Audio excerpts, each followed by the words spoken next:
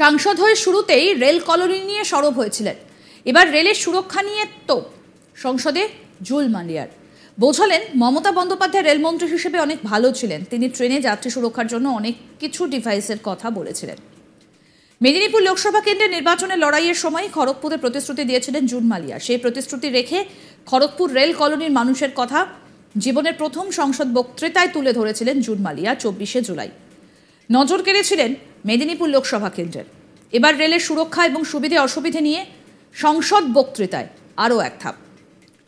24শে জুলাই সংসদে সান্ধ্যকালীন অধিবেশনে জীবনের প্রথম বক্তব্য রেখেছিলেন জুল মালিয়া, যেখানে নির্বাচনের সময় দেওয়া প্রতিশ্রুতি খড়গপুরবাসীকে তা পূরণ করার চেষ্টা করেছিলেন। খড়গপুর রেল শহর এলাকার সবথেকে বড় সমস্যা রেল প্রশাসন বনাম রাজ্য প্রশাসনের মতো পার্থক্য, আর যার জেরে অনুন্নয়ন। রাজ্য সরকার বা খড়গপুর পৌরসভা ওই এলাকার উন্নয়নের জন্য পদক্ষেপ নিলেই রেলওয়ে জানিয়ে দিত তাদের এলাকায় তারা করবে, যে কারণে স্বাভাবিক বিচরণ সম্ভব হয়নি। খড়গপুরের রেলওয়ে এলাকাতে ব্যবসা করতে গেলেও ব্যবসায়ীদের মোটা টাকা ভাড়া গুনেও স্বাভাবিক পরিষেবা পাচ্ছেন না বলে অভিযোগ তাদের। এরপর 31শে জুলাই সংসদ অধিবেশনে জুল মালিয়া তুলে ধরেন সেই রেলওয়ের সমস্যা। রেল দুর্ঘটনা নিয়ে তিনি বলেন, একের পর এক রেল দুর্ঘটনা ঘটছে। মমতা বন্দ্যোপাধ্যায় রেলমন্ত্রী হিসেবে অনেক ভালো ছিলেন। তিনি ট্রেনে যাত্রী সুরক্ষার জন্য অনেক কিছু ডিভাইসের কথা বলেছিলেন। এবার শোনাবো কি বলছেন তৃণমূল সাংসদ June Malia. Railways is the most popular mode of transport and a lifeline for the citizens of our country to commute on a daily basis, thus making it a fundamental right for transport. Unfortunately, over the years, sir, journey on a train, it's not so enjoyable, and of late, it's becoming nothing short of a nightmare. From basic hygiene to safety, everything is in question. Between 2017 and 2022, a total of 244 train accidents occurred, with 15 major accidents reported in 2023 alone. The majority of these accidents were caused by derailments. The average number of consequential train accidents between 2014 to 2023 was 71 per year, sir. Over 50% of the compulsory train safety inspections are not done. 3 out of 4 consequential accidents in the last 4 years were due to derailments. Over 2.5 lakhs posts in the railways are lying vacant as of June 2023, with more than 1.5 lakhs of them falling in the same category. In 2022, the Ministry of Railways said in the Parliament, and I quote, Indian Railways has indigenously developed an automatic train protection system renamed Kavach, Train Collision Avoidance System, to prevent accidents due to human error resulting in signal passing at danger and over speeding. I unquote. Sir, sadly, only 2% of railway tracks have been covered under Kavach. Where did the government get the idea of Kavach, sir? Let me state that. Sir, when the Honorable Chief Minister of West Bengal, Srimati Mamata Banerjee, was the railway minister, she had tabled Vision 2020 document in Parliament in the year 2009, where she had mentioned, and I quote, safety, zero tolerance for accidents. In 10 years, Indian Railways would target to banish accidents from its operations. This would be achieved through a combination of technological and HR interventions. Advanced signaling technologies such as automatic verification of train movement and line occupation through track circuiting, axle counters, train protection systems, and anti-collision devices would be used in combination with training of station and running staff to eliminate collisions, and I unquote.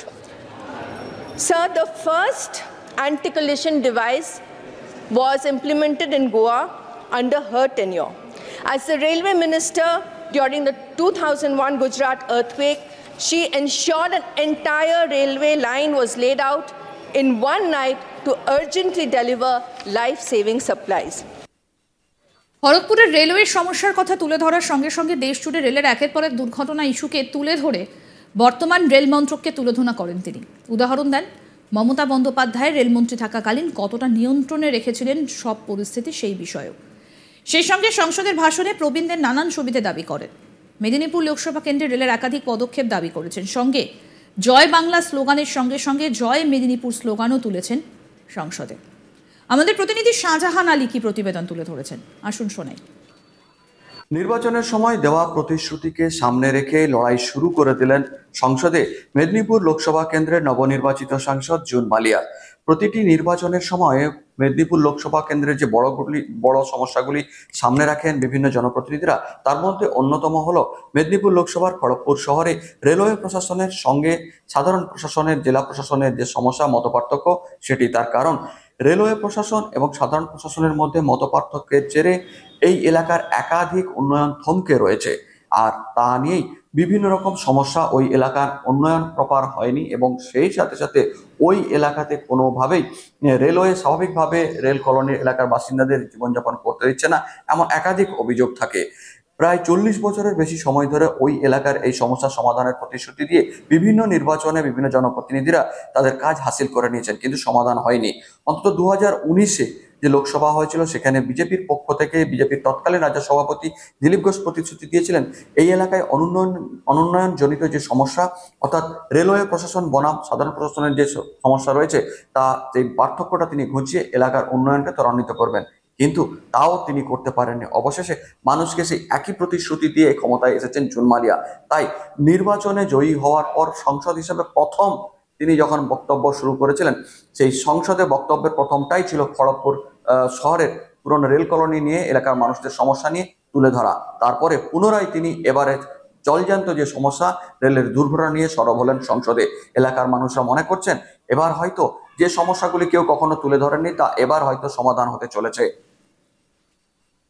সাংসদ হয়ে শুরুতেই rail colony নিয়ে সরব হয়েছিলেন, এবার রেলের সুরক্ষা নিয়ে তো সংসদে জুন মালিয়ার। বোঝালেন মমতা বন্দ্যোপাধ্যায় রেলমন্ত্রী হিসেবে অনেক ভালো ছিলেন, তিনি ট্রেনে যাত্রী সুরক্ষার জন্য অনেক কিছু ডিভাইসের কথা বলেছিলেন।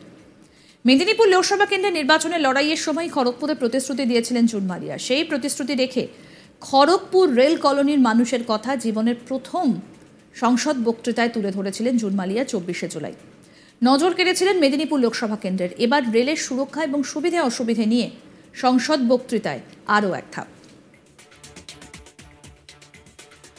24শে জুলাই সংসদের সান্ধ্যকালীন অধিবেশনে জীবনের প্রথম বক্তব্য রেখেছিলেন জুন মালিয়া। সেখানেও নির্বাচনের সময় দেওয়া প্রতিশ্রুতি খড়গপুরবাসীকে তা পূরণ করার চেষ্টা করেছিলেন। খড়গপুর রেল শহর এলাকার সবথেকে বড় সমস্যা রেল প্রশাসন বনাম রাজ্য প্রশাসনের মতপার্থক্য, আর যার জেরে অনুন্নয়ন। দেখতে থাকুন আজ তাক বাংলার ইউটিউব চ্যানেল।